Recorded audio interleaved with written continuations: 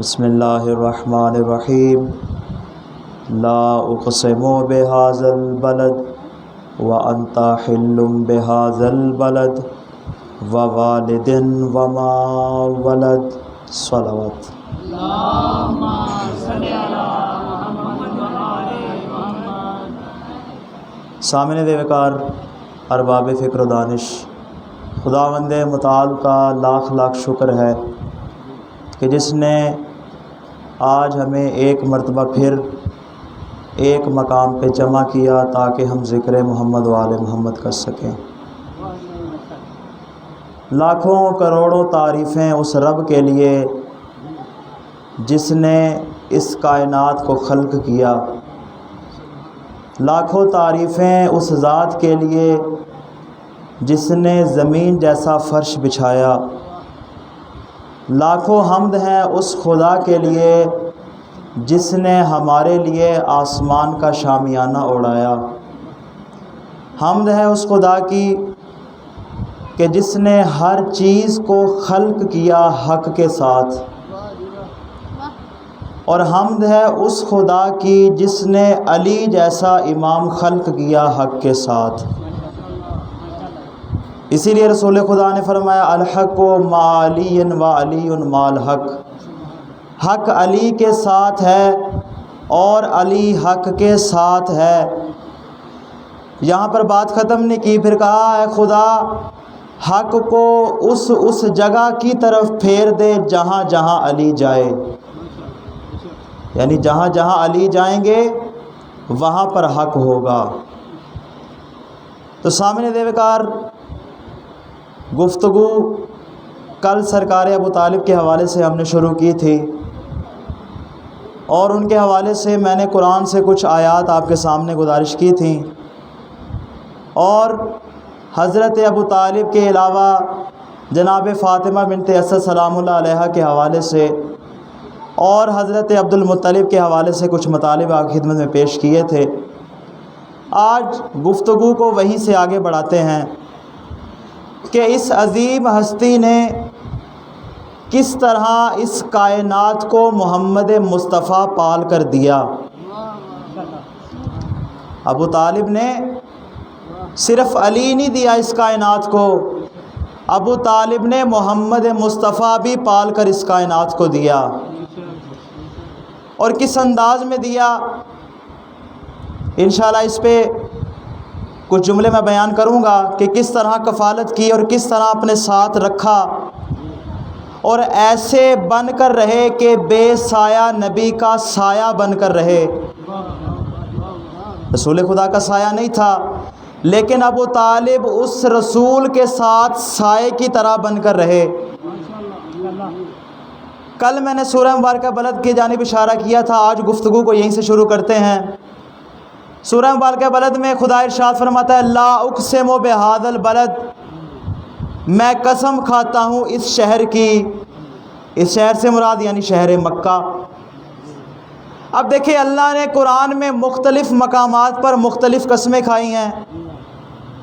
آپ سورہ شمس دیکھ لیجئے، وہ پوری کی پوری سورہ قسموں سے بھری ہوئی ہے۔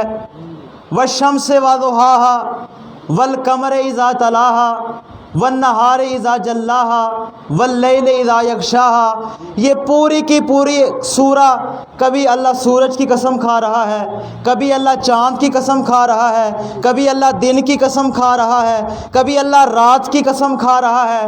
یعنی اللہ نے قرآن میں مختلف مقامات پر قسمیں کھائی ہیں۔ اب قسم کھائی کیوں جاتی ہے یہ بھی آپ جانتے ہیں۔ اگر آپ کسی کی قسم کھاتے ہیں تو اس کا مطلب ہے آپ اس کو اپنا گواہ بنا رہے ہیں۔ میں کہتا ہوں میں فلاں کی قسم کھاتا ہوں، اس کا مطلب کیا ہے؟ وہ فلاں شخص میرے اس دعویٰ پر گواہ رہے گا۔ اب اللہ نے قرآن میں جن جن چیزوں کی قسمیں کھائی ہیں، گویا کہ اللہ نے ان چیزوں کو اپنا گواہ بنایا۔ اللہ نے اس سورہ میں بھی قسم کھائی، مجھے قسم ہے شہر مکہ کی۔ پھر کہا کون سا شہر مکہ؟ وَأَنْتَ حِلٌّ بِهَذَا الْبَلَدِ، اور اے میرے پیارے رسول آپ ان قریب اس شہر کو فتح کر کے اس میں داخل ہوں گے۔ ابھی رسول مکہ میں رہ رہے تھے، مکہ فتح نہیں کیا، اللہ نے بشارت دے دی میرے پیارے رسول تم اس مکہ کو فتح کر کے اس مکہ میں داخل ہو جاؤ گے۔ پھر آگے بڑا پیارا جملہ کہا ووالدٍ وما ولد، مجھے قسم ہے ایک باپ کی اور مجھے قسم ہے ایک بیٹے کی۔ اب یہاں پہ جملہ سنیے گا، مفسرین نے بیان کیا اللہ نے یہاں جس باپ اور بیٹے کا نام لیا ہے، باپ سے مراد ابراہیم ہے، بیٹے سے مراد اسماعیل ہے۔ توجہ ہے باپ کی، باپ سے مراد ابراہیم، بیٹے سے مراد اسماعیل۔ میں کہوں گا بہت اچھی تعبیر ہے، بہت اچھی تفسیر ہے، ہم اس کو قبول کرتے ہیں، مگر یہ تو دیکھیے اللہ یہاں پہ کعبہ بنانے کی بات نہیں کر رہا۔ جناب اسماعیل جناب ابراہیم نے کعبہ تعمیر کیا، اللہ ان کی بات نہیں کر رہا کہ ان دو افراد نے کعبہ بنایا، بلکہ اللہ حقیقت میں بات کر رہا ہے ایک ایسے باپ اور بیٹے کی کہ جس کا فتح مکہ میں کوئی نہ کوئی ہاتھ ہوگا۔ میں اپنے الفاظ کیوں نہ بدلوں، اللہ اس باپ اور اس بیٹے کا نام لے رہا ہے کہ جس کی وجہ سے محمد مصطفیٰ نے مکہ کو فتح کیا۔ اللہ نے کہا مجھے قسم ہے اس باپ کی کہ اگر وہ ابو طالب نہ ہوتا تو اے محمد مصطفیٰ تیرا کوئی سہارا نہ ہوتا، اور مجھے قسم ہے اس علی کی کہ اگر اس کی تلوار نہ ہوتی تو تم کبھی مکہ فتح نہ کر پاتے۔ نعرہ حیدری، قسم ہے باپ کی اور قسم ہے بیٹے کی۔ سرکار ابو طالب بہت عظیم شان ہے، سرکار ابو طالب کی پوری زندگی جب تک حضرت ابو طالب زندہ رہے سائے کی طرح رسول خدا کے ساتھ رہے۔ اور ایک مرتبہ جب سرکار ابو طالب نے کہا، محمد مصطفیٰ کہا بیٹے میں شام کی جانب جا رہا ہوں تجارت کے لیے، تو ایک مرتبہ رسول خدا نے کہا چچا جان نہ تو اس دنیا میں میرے ماں ہے اور نہ ہی باپ، میں تو اس دنیا میں تنہا ہوں اور آپ مجھے چھوڑ کر جا رہے ہیں۔ جیسے ابو طالب نے جملہ سنا ایک مرتبہ تڑپے اور کہا ہے میرے پیارے بیٹے میں تنہا نہیں جاؤں گا، تمہیں اپنے ساتھ لے کر جاؤں گا۔ بس عزیزان گرامی سفر شروع ہوا، مکے سے نکلے، ایک مرتبہ بصرہ کے مقام پر پہنچے، اور وہاں پہنچ کے جب ایک مرتبہ قافلہ رکا، جس مقام پہ قافلہ روکا گیا وہاں پہ ایک عیسائی راہب رہتا تھا جس کا نام تھا بحیرہ۔ وہ علوم مسیحیت کا سمندر مانا جاتا تھا، بہت بڑا عالم تھا عیسائیوں کا۔ وہ کبھی کسی قافلے کو رک کے دیکھا نہیں کرتا تھا، لیکن اب کی بار اس نے باہر نکل کر اس قافلے کو دیکھا، اور اس نے قافلے میں ایک عجیب چیز دیکھی جو اس نے پہلے زندگی میں کبھی نہ دیکھی تھی۔ اس نے دیکھا کہ ایک چھوٹا سا بچہ ہے کہ جس کے سر پہ بادل نے سایہ کیا ہوا ہے، اور وہ بچہ جہاں جہاں جاتا ہے بادل اس کے ساتھ ساتھ جاتا ہے۔ اب وہ بحیرہ جس نے کبھی کسی کو بلایا نہیں، اس نے اعلان کیا میں پورے قافلے کی دعوت کرتا ہوں۔ اب پورے قافلے کی دعوت کر دی، جب سارے آ گئے اس نے ایک مرتبہ نظر دوڑا کے دیکھا، اس نے کہا وہ بچہ کہاں ہے جو تمہارے قافلے میں موجود تھا؟ تو قافلے والوں نے کہا ہم اس کو سامان کے پاس چھوڑ کر آئے تاکہ اس کی حفاظت کرے۔ ایک مرتبہ سرکار ابو طالب نے اس راہب کو اپنے ساتھ لیا، ساتھ لے کر اس مقام پر آئے جہاں سرکار محمد مصطفیٰ تشریف فرما تھے۔ اس راہب نے دیکھ کر کہا کہ اے ابو طالب تم اس بچے کے کیا لگتے ہو؟ اب جملہ سنیے گا سرکار ابو طالب کا، کہا تم اس بچے کے کیا لگتے ہو؟ سرکار ابو طالب مسکرائے اور مسکرا کے کہا یہ میرا بیٹا ہے۔ ابو طالب نے محمد مصطفیٰ کو بھتیجا سمجھ کے نہیں پالا، اپنا بیٹا سمجھ کے پالا ہے۔ جب سرکار ابو طالب نے یہ بات کہی اس نے کہا ایسا ممکن نہیں، میں نے اپنی کتابوں میں پڑھا ہے جو آخری نبی آئے گا وہ یتیم ہوگا، اس کا باپ دنیا میں موجود نہیں ہوگا۔ سرکار ابو طالب نے کہا ہاں میں اس کا چچا ہوں۔ اس نے کہا اگر تم اس کی حفاظت کرتے ہو تو یاد رکھو میں اس میں نبوت کے آثار دیکھ رہا ہوں، تم اس کی حفاظت کرنا، میں جانتا ہوں مکہ کے یہودی اس کے دشمن ہو جائیں گے، تم اس کی ہر طرح سے حفاظت کرنا۔ میں کہوں گا ابو طالب نے یہ سوچا ہوگا اور یقیناً یہ کہا بھی ہوگا جس محمد مصطفیٰ کا علی جیسا بھائی ہو اور جس محمد کا ابو طالب جیسا چچا ہو، بھلا کس کی مجال ہے کہ وہ اس کو کچھ کہہ سکے؟ جس کے اتنے دو بڑے محافظ، تکبیر، اللہ، نعرہ رسالت، نعرہ حیدری، بلند تر صلوات۔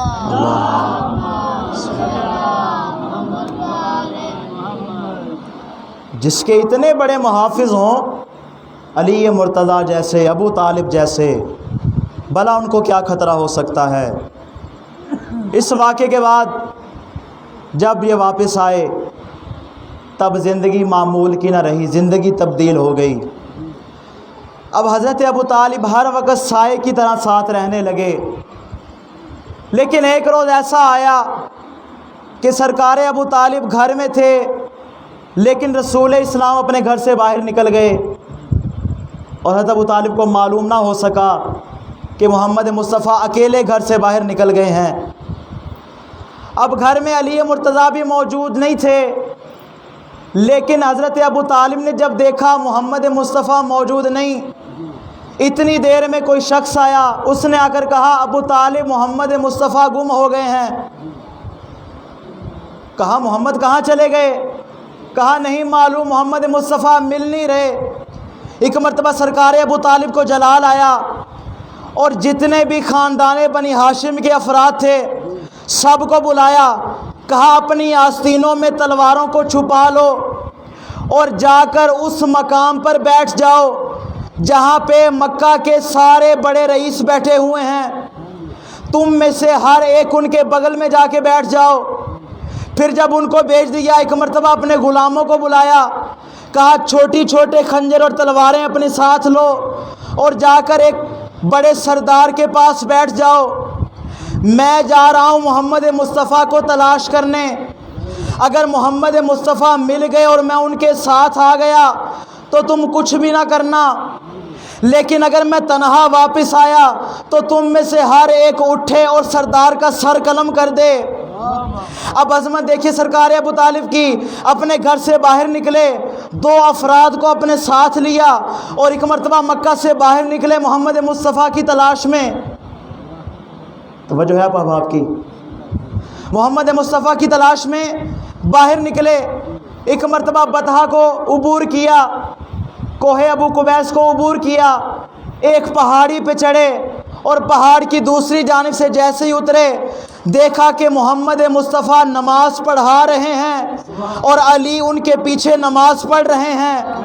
اب حضرت ابو طالب نے کچھ نہ کیا، کھڑے ہو کر انتظار کیا، جیسے ہی رسول خدا نے نماز ختم کی کہا اے میرے پیارے بیٹے، جانتے ہو نا کہ اگر آج تم نہ ملتے تو میں مکہ کے قریش کا کیا حال کرتا؟ رسول خدا نے کہا نہیں چچا جان مجھے نہیں معلوم، کہا میں ان میں سے ہر ایک کا سر قلم کر دیتا، بلکہ یہاں تک نہیں، یہ جملہ بھی ملتا ہے حضرت ابو طالب نے کہا صرف مکہ کے نہیں پوری زمین کے جتنے بھی مشرک ہیں، جتنے بھی کافر ہیں، میں ان سب کو مار دیتا۔ یعنی ابو طالب نے یہ بتا دیا مشرک اور ہے، ابو طالب اور ہے۔ اب جب ایک مرتبہ سرکار ابو طالب محمد مصطفیٰ سے باتیں کر رہے ہیں، اب وہ جو دو افراد ساتھ آئے تھے انہوں نے علی مرتضیٰ کو اپنے پاس بلایا، بلا کر کہتے ہیں یا علی یہ آپ کیا کر رہے تھے؟ نماز پڑھ رہے تھے نا رسول خدا کے پیچھے، کہا یا علی یہ آپ کیا کر رہے تھے؟ مولا مسکرائے اور کہا میں تو وہی کر رہا تھا جو میرا رسول کر رہا تھا۔ کہا اچھا بتاؤ تمہارا رسول کیا کر رہا تھا؟ علی مرتضیٰ مسکرائے اور کہا رسول اسلام نماز پڑھ رہے تھے اور میں بھی ان کے پیچھے نماز پڑھ رہا تھا۔ اب ایک مرتبہ علی مرتضیٰ کو تھوڑا سا تنگ کرنے کے لیے کہا بچہ ہے اس کو تھوڑا چھیڑتے ہیں۔ ایک مرتبہ کہا ابو تراب، اے ابو طالب کے بیٹے، جب تو نے محمد مصطفیٰ کے پیچھے نماز پڑھنا شروع کی کیا تو نے اپنے باپ ابو طالب سے اجازت لی تھی؟ اب جملہ سنیے گا علی کا، کہا اے علی جب تو نے نماز پڑھنا شروع کی تو کیا تو نے اپنے باپ ابو طالب کی اجازت لی تھی؟ ایک مرتبہ میرے مولا مسکرائے اور مسکرا کے کہا مجھے یہ بتاؤ اس دنیا میں بھیجنے کے لیے کیا اللہ نے مجھے اس دنیا میں بھیجنے کے لیے میرے باپ ابو طالب سے اجازت لی تھی؟ کیا اس دنیا میں بھیجنے کے لیے میرے خدا نے میرے باپ ابو طالب سے اجازت لی تھی؟ ایک مرتبہ سرکار ابو طالب مسکرائے اور کہا ہاں یہ علی یقیناً میرا بیٹا ہے۔ اب رسول خدا کو اپنے ساتھ لیا اور اس مقام پہ آئے جہاں پہ مکہ کے بڑے بڑے سردار بیٹھے ہوئے تھے۔ ابو طالب کے چہرے پہ جلال ہے۔ اب جیسے ہی سارے عرب والوں نے دیکھا کہ ابو طالب کا کیسا عالم ہے، کہا ابو طالب کیا ہوا، اتنے غصے میں کیوں ہو؟ ایک مرتبہ سرکار ابو طالب نے ان تمام افراد کو کہا کھڑے ہو جاؤ کہ جن کے پاس تلواریں موجود تھیں۔ کہا اگر محمد مصطفیٰ آج نہ ملتے تو یہ ساری تلواریں تمہاری گردنوں پہ چل جاتی۔ یہ جملہ کہنے کے بعد سرکار ابو طالب نے ایک جملہ بیان کیا، کہا الم تعلموا انا وجدنا محمدا نبیا کا موسیٰ خط ذالک فی الکتب، کیا تم نہیں جانتے یہ میرا بیٹا محمد مصطفیٰ اس کی مثال موسیٰ نبی کی طرح ہے کہ جس کا ذکر پہلی آسمانی کتابوں میں موجود ہے۔ حضرت ابو طالب نے اس جملے سے اپنے 3 عقیدے بیان کر دیے۔ اپنا پہلا عقیدہ کہ میں ابو طالب محمد مصطفیٰ کی رسالت پہ ایمان رکھتا ہوں، دوسرا عقیدہ کہ میں حضرت موسیٰ کی رسالت پہ ایمان رکھتا ہوں، اور تیسرا جملہ کہ جتنی بھی پہلی آسمانی کتابیں ہیں میں ان سب پر ایمان رکھتا ہوں۔ اب جملہ سنیے گا، ابو طالب نے کہا تم لوگ نہیں جانتے یہ محمد مصطفیٰ موسیٰ نبی کی طرح ہے۔ ابو طالب نے یہ بات کی، ابھی قرآن نازل نہیں ہوا، بعد میں جب قرآن نازل ہوا سورہ مزمل میں اللہ نے ارشاد فرمایا ہم نے تمہاری جانب ایک ایسا رسول بھیجا ہے جس کی مثال اس رسول کی سی ہے جس کو ہم نے فرعون کے پاس بھیجا۔ میں کہوں گا اب مجھے نہیں معلوم کہ حضرت ابو طالب لوح محفوظ کا مطالعہ کر رہے تھے یا ابو طالب کا جملہ اللہ کو اتنا پسند آیا کہ اللہ نے سورہ مزمل کا حصہ بنا دیا۔ نعرہ حیدری۔ اب ممکن ہے کوئی کہے کہ یہ کیسے ہو سکتا ہے حضرت ابو طالب کا جملہ قرآن میں آ جائے؟ سب یہی کہیں گے کہ حضرت ابو طالب نے قرآن سے جملہ لیا ہے۔ ٹھیک ہے آپ کی بات مان لیتے ہیں، لیکن جب سرکار ابو طالب نے یہ جملہ کہا تب سورہ مزمل نازل نہیں ہوئی تھی۔ گویا ابو طالب نے اس بات کا اعلان کر دیا کہ جس طرح محمد مصطفیٰ لوح محفوظ کا مطالعہ کرتے ہیں ایسے ہی ابو طالب بھی لوح محفوظ کا مطالعہ کرتا ہے۔ بہت عظمت ہے سرکار ابو طالب کی، رسالت کی معرفت رکھنے والی شخصیت ہیں۔ لوگوں کو تب رسول کی معرفت نہیں تھی، تب زمانے میں ایک ہی شخص تھا جو رسالت کی معرفت رکھتا تھا اور وہ تھے سرکار ابو طالب۔ اور جب کفالت کرتے ہوئے رسول خدا کی زندگی اس مقام تک آ پہنچی کہ جب ان کو رشتہ ازدواج میں منسلک کرنا تھا، رسول خدا کی شادی کرنی تھی، اور یہ واقعہ آپ لوگوں نے سنا ہوا ہے کہ رسول خدا کی جناب خدیجہ الکبریٰ سے شادی اور کس انداز میں ہوئی۔ مگر ایک بات یہاں بیان کرنا چاہوں گا، یہ رسول خدا کا حکم ہے کہ جب بھی تم میں کوئی شخص شادی کرنا چاہے تو حکم یہ ہے کہ مرد عورت کے گھر رشتہ بھیجے، مرد ہمیشہ عورت کے گھر رشتہ بھیجے، عورت کبھی مرد کے گھر رشتہ نہ بھیجے۔ لیکن رسول گرامی اسلام نے جو شادی کی اس میں جو آپ کا رشتہ ہوا وہ رشتہ جناب خدیجہ نے بھیجا، عورت نے رشتہ بھیجا مرد کے لیے، جناب خدیجہ نے رشتہ بھیجا رسول خدا کے لیے۔ کیوں؟ اس لیے کہ اگر رسول اپنا رشتہ خود مانگ لیتے جناب خدیجہ سے تو آج کے لوگ یہ کہتے کہ محمد مصطفیٰ نے لالچ میں آ کر خدیجہ سے شادی کی تھی، چونکہ جناب خدیجہ ملکۃ العرب تھیں، رسول خدا نے مال و دولت دیکھ کر جناب خدیجہ سے شادی کی، مگر جناب خدیجہ نے رسول خدا کو اپنا رشتہ بھیج کر دنیا والوں پہ یہ بات واضح کر دی کہ ابھی یہ رسول بنا نہیں، ابھی اس نے اعلان رسالت کیا نہیں، میں پھر بھی رسالت کی معرفت رکھتے ہوئے اپنا رشتہ محمد مصطفیٰ کے لیے بھیجتی ہوں۔ جناب خدیجہ بھی رسالت کی معرفت رکھتی تھی، اور ایسی عظیم بی بی ہیں۔ دیکھیں رسول خدا اپنی پوری زندگی میں کبھی کوئی چیز لینے نہیں گئے۔ میں مثالیں دوں گا، اللہ نے انبیاء کو بھیجا، ہر نبی سے کہا اس مقام پہ آؤ اور یہ چیز لے لو۔ حضرت موسیٰ کو کہا ہے موسیٰ اس صفا کی پہاڑی پر آ جاؤ اور آ کر تورات لے جاؤ۔ حضرت عیسیٰ کو کہا جبل سعیر پر آ جاؤ، آ کر انجیل لے جاؤ۔ یعنی اللہ نے نبی کے پاس نہیں بھیجی، نبی کو بلایا اور کہا آ کر یہ چیزیں لے جاؤ۔ لیکن محمد مصطفیٰ پہ قربان جاؤں، محمد مصطفیٰ جہاں جہاں جاتے رہے اللہ وہاں وہاں قرآن بھیجتا گیا۔ محمد مصطفیٰ مسجد میں گئے آیت نازل ہو گئی، محمد مصطفیٰ گھر میں بیٹھے ہیں آیت نازل ہو گئی، غار حرا میں گئے ہیں آیت نازل ہو گئی، ابو طالب کے گھر گئے آیت نازل ہو گئی، محمد مصطفیٰ عرش پہ گئے آیت نازل ہو گئی، کسی کو دوش پہ اٹھایا آیت نازل ہو گئی۔ محمد مصطفیٰ جہاں جہاں جاتے رہے وہاں وہاں اللہ قرآن نازل کرتا رہا، مگر اس کے باوجود محمد مصطفیٰ دو چیزیں لینے گئے، ایک اپنی شادی کے لیے جناب خدیجہ کو لینے گئے اور دوسرا علی کی ولادت کے بعد ان کو کعبہ میں لینے گئے۔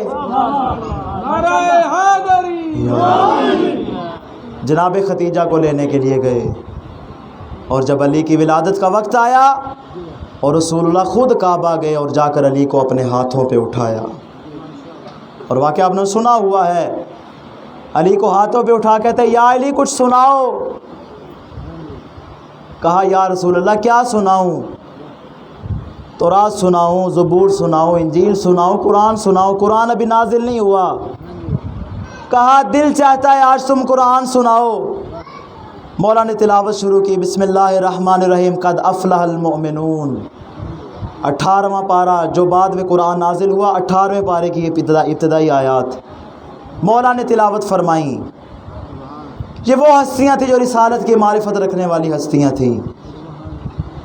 اور جب نکاح کا وقت آیا، ایک مرتبہ حکم دیا رسول خدا نے کہ چچا جان میرا نکاح پڑھیے۔ آج کے زمانے میں تو نکاح پڑھنے والے کو اتنی اہمیت نہیں دی جاتی، کہتے ہیں جی جب نکاح پڑھنے کا ٹائم آیا تب یاد آتا ہے وہ جی مولوی صاحب کو بلا لو نکاح پڑھنا ہے، یا اگر کوئی فوت ہو گیا مولوی صاحب کو جلدی جلدی بلا لو جنازہ پڑھنا ہے۔ شریعت کا حکم یہ ہے ہر انسان اپنا نکاح خود پڑھے، اور یہ حکم بھی رسول خدا نے ہی دیا ہے، لیکن رسول خدا نے اپنا نکاح پھر بھی خود نہیں پڑھا۔ پوری توجہ ہو، رسول خدا نے اپنا نکاح پھر بھی نہیں پڑھا، بلکہ کہا چچا جان آپ میرا نکاح پڑھیے۔ اب یہاں پہ ابو طالب کی معرفت بتانے کے لیے میں ایک جملہ کہنے کی اجازت چاہوں گا۔ جب امام محمد تقی علیہ السلام کا عقد ہونے لگا تو ایک مرتبہ مامون نے سارا دربار سجایا، دربار سجانے کے بعد کہا کیا آپ اجازت دیتے ہیں میں آپ کا نکاح پڑھوں؟ دنیا کا سب سے بڑا ظالم و جابر امام وقت کو کہہ رہا ہے کیا میں آپ کا اپنی بیٹی سے نکاح پڑھ دوں؟ امام ایک مرتبہ مسکرائے اور کہا نہیں، تم میں اتنی جرت نہیں کہ تم میرا نکاح پڑھ سکو۔ آج اگر میرے بابا علی رضا یہاں پہ ہوتے تو وہ میرا نکاح پڑھتے۔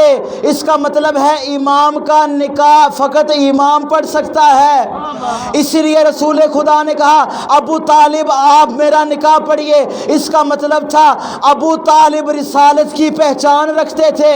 اس لیے رسول خدا نے کہا دنیا والوں کو پتہ چل جائے ابو طالب کی عظمت کیا ہے، اس لیے اعلان کیا میرا نکاح ابو طالب پڑھیں گے، میرا نکاح ابو طالب پڑھیں گے۔ اور کس انداز میں ہے سرکار ابو طالب؟ سفید لباس زیب تن کیا ہوا ہے، سر پہ سبز رنگ کا عمامہ پہنا ہوا ہے، سفید ریش ہے سرکار ابو طالب۔ اور ایک مرتبہ ایک جملہ پڑھا الحمدللہ رب العالمین، وہی جملہ جو سرکار ابو طالب نے محمد مصطفیٰ کے نکاح کے لیے پڑھا، وہی جملہ اپنے نکاح کے لیے بھی پڑھا تھا، جیسا کہ میں نے کل بیان کیا۔ اور یہ ایسا جملہ خدا کو پسند آیا کہ خدا نے اسی سے قرآن کا آغاز کر دیا۔ بہت بات عظمت ہے سرکار ابو طالب۔ بس ایک جملہ بیان کر کے انشاءاللہ آپ کی زحمات کو تمام کروں گا۔ یہ اعتراض ہوتا ہے نا کہ سرکار ابو طالب نے کلمہ نہیں پڑھا، میں فقط ایک جملہ بیان کر کے اپنی بات کی دلیل دوں گا۔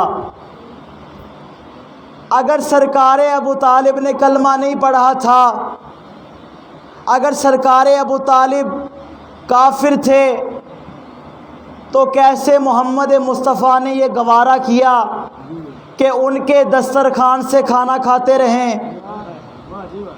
مختلف روایات ہیں۔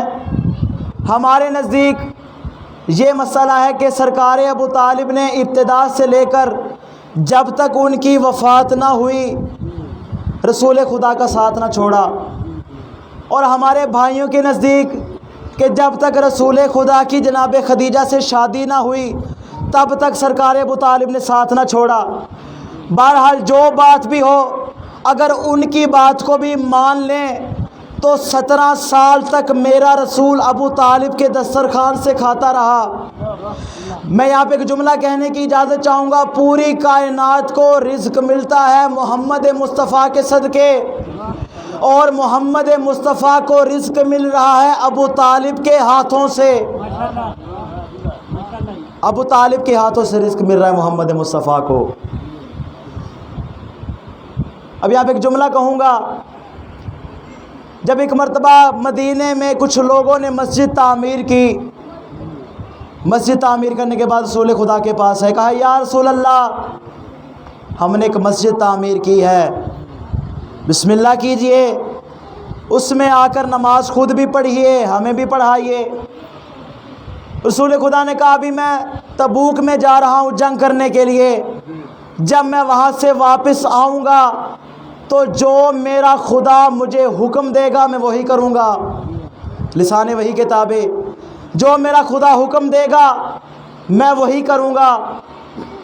اب ایک مرتبہ رسول خدا جہاد سے واپس آئے، اب جیسے ہی واپس آئے فوراً آیت نازل ہوئی کہ اے میرے پیارے رسول، جو لوگ مسجد اس لیے تعمیر کرتے ہیں تاکہ لوگوں کے درمیان پھوٹ ڈال سکیں، تاکہ لوگوں کو آپس میں لڑا سکیں، یہ لوگ حقیقت میں منافق ہیں، اور انہوں نے جو مسجد بنائی ہے وہ مسجد زرار ہے۔ پھر اللہ نے حکم دیا ہے میرے رسول جاؤ اس مسجد کو گرا دو۔ اب جیسے رسول خدا کو یہ حکم ملا، اصحاب کو ساتھ لیا، اس مقام پر ہے جہاں مسجد زرار تھی، رسول خدا نے حکم دیا اس مسجد کو گرا دو۔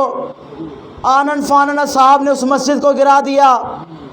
پھر کہا اس کی جو چھت تھی وہ کھجور کے پتوں سے بنی تھی، رسول خدا نے حکم دیا اس کو بھی جلا دیا جائے۔ میں ہاتھ باندھ کر عرض کروں گا یا رسول اللہ، خود آپ نے فرمایا ہے جو مسجد میں ایک اینٹ بھی لگائے گا اللہ اس کا جنت میں ایک گھر بنائے گا، یہ آپ کیا کر رہے ہیں؟ آپ نے پوری مسجد شہید کروا دی۔ تو جواب آئے گا میں نے یہ مسجد اس لیے شہید کروائی کہ یہ منافقوں کے مال سے بنی تھی، پوری توجہ ہو، میں نتیجہ دینے جا رہا ہوں۔ یہ مسجد منافقوں کے مال سے بنی تھی۔ اللہ کی غیرت یہ بات گوارا نہیں کرتی کہ اس کی مسجد کسی ایسے مال سے بنائی جائے جو منافقوں کا ہو۔ میں ہاتھ جوڑ کے کہوں گا یا رسول اللہ، جب یہ خدا گوارا نہیں کر سکتا کہ اس کی مسجد کسی ایسے پیسے سے بنائی جائے جو منافقوں کا ہو، وہ اللہ کیسے گوارا کر سکتا ہے کہ اس کا رسول 17 سال کسی ایسے دسترخوان پہ کھانا کھاتا رہے جو کسی کافر کا ہو۔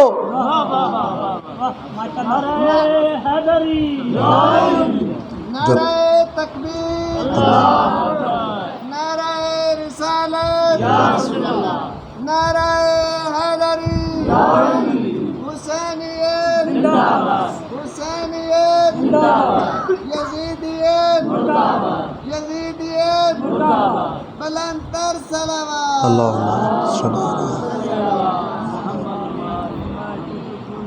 اب دامن وقت میں اتنی گنجائش نہیں رہی، انشاءاللہ گفتگو کو کل یہیں سے آگے ربط دیں گے اور انشاءاللہ بیان کریں گے رسول خدا کی زندگی کا سب سے اہم ترین واقعہ جو دعوت ذوالعشیرہ کا تھا۔ انشاءاللہ کل یہاں سے گفتگو کا آغاز کریں گے۔ بس مصیبت کے چند جملے اور آپ کی زحمات کو تمام کروں۔ عزیزان گرامی، حسین کا قافلہ مکے سے چل پڑا اور چلتا چلتا ایک ایسے مقام پر آ پہنچا جہاں حسین کو ایک شہادت کی خبر ملتی ہے۔ ذرا سنو کہ کس کی شہادت تھی۔ روایت کا جملہ ملتا ہے وہ مسلم ابن عقیل کی شہادت کی خبر تھی۔ اللہ کا سفیر اگر حسین ابن علی ہے تو حسین کے سفیر کو مسلم ابن عقیل کہتے ہیں۔ کوئی معمولی ہستی نہیں ہے مسلم ابن عقیل۔ رسول خدا کا فرمان موجود ہے، جب کسی نے پوچھا کہ یا رسول اللہ کیا آپ جناب عقیل سے محبت کرتے ہیں؟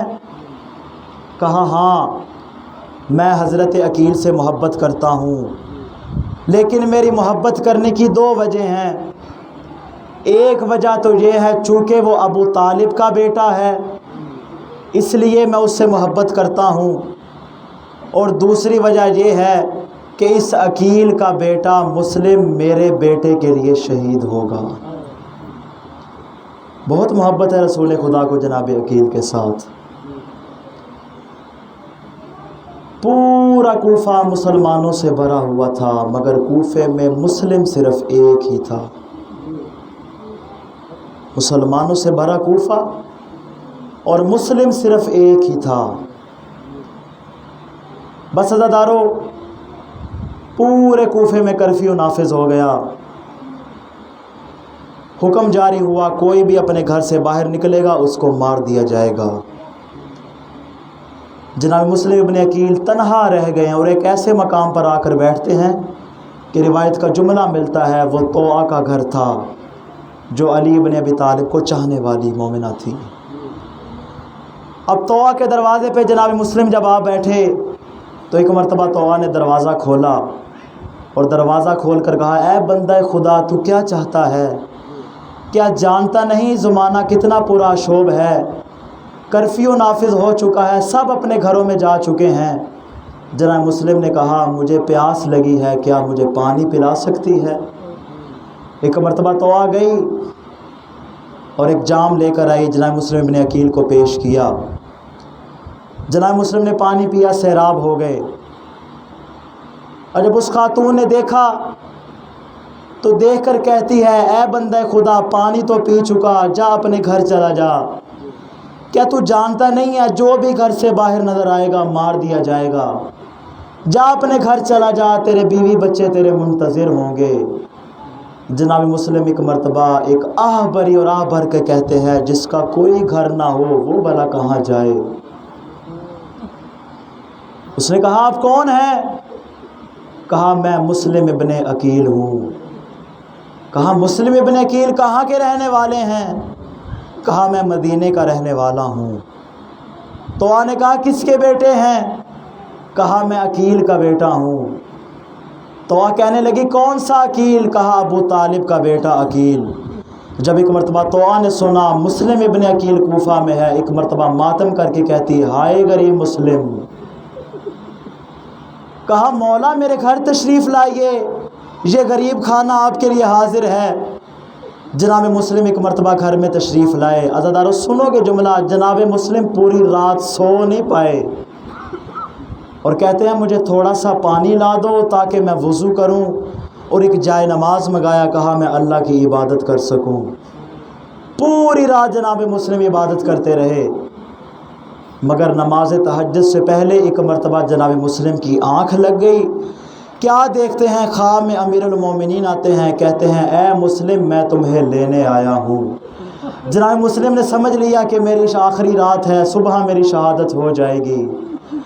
بس عزادارو جو اس مومنہ کا بیٹا تھا اس نے جا کر عبید اللہ کو خبر دی اور کہا مسلم میرے گھر میں چھپے ہوئے ہیں۔ بس جیسے ہی صبح کا وقت ہوا ایک مرتبہ فوجوں کی آواز آنا شروع ہوئی۔ جناب مسلم نے محسوس کیا کہ اب فوج گھر پہ آ پہنچی ہے۔ ایک مرتبہ جناب مسلم نے تلوار اٹھائی اور گھر سے باہر نکلنے لگے تو آنے ہاتھ باندھ کر کہا مولا باہر نہ جائیے، باہر فوج کا سمندر ہے۔ جناب مسلم نے کہا میری غیرت گوارا نہیں کرتی کہ میں کسی مومنہ کے گھر کو برباد ہوتا دیکھ سکوں۔ میں قربان جاؤں جناب مسلم پہ کہ ایک مومنہ کا گھر تباہ ہوتا نہیں دیکھ سکتے، مگر مولا میں عرض کروں گا آئیے ذرا شام غریبہ میں کہ جب خیام کو آگ لگا دی جاتی ہے، بیبیاں ایک خیمے سے نکل کر دوسرے خیمے میں، دوسرے سے نکل کر تیسرے خیمے میں، اور آ کر سید سجاد کے پاس کہتی ہیں اے سید سجاد انہوں نے ہمارے خیام کو جلا دیا۔ ایک مرتبہ خیموں سے باہر نکلے، ظالموں نے نیزوں کی انیوں سے بیبیوں کی چادریں چھینی۔ جناب مسلم اگر آپ وہاں پہ ہوتے آپ کی غیرت کبھی گوارا نہ کر پاتی۔ اجرکم علی اللہ، اجرکم علی اللہ۔ ایک مرتبہ جناب مسلم باہر نکلے اور باہر نکل کر ایک ایسا عظیم جہاد کیا، بہت سے افراد کو قتل کر دیا، اور اس نے حکم دیا کہا دوبارہ فوج بھیجی جائے۔ 300 افراد دوبارہ بھیجے گئے۔ جب وہ بھی شکست کھا گئے پھر کہا تیسری بار فوج بھیجی جائے۔ اس نے کہا اتنی فوج تم کیا کر رہے ہو؟ تم سے ایک مسلم قابو میں نہیں آتا۔ کہا جانتے نہیں ہو وہ علی کا تربیت کردہ ہے، وہ کوئی کوفہ کا رہنے والا شخص نہیں ہے، وہ اولاد علی ہے، اولاد عقیل ہے۔ ایک مرتبہ اس نے کہا اگر مسلم کو ایسے نہیں مار سکتے مسلم کو دھوکہ دے کر مارو۔ عزیزانو سنو گے جملہ، انہوں نے ایک گھڑا کھودا، اس گھڑے کے اوپر گھاس رکھ دی اور جناب عقیل پہ حملہ کرتے ان کو پیچھے لے آئے اور ایک مقام پہ لا کے جناب مسلم گھڑے میں گرے۔